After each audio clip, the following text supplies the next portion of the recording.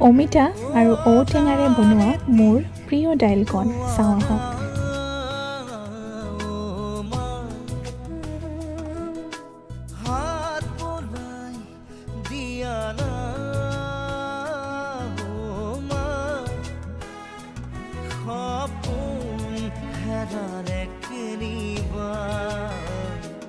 বিচাৰি আনি দিয়া না মই শুব পৰা নাই মা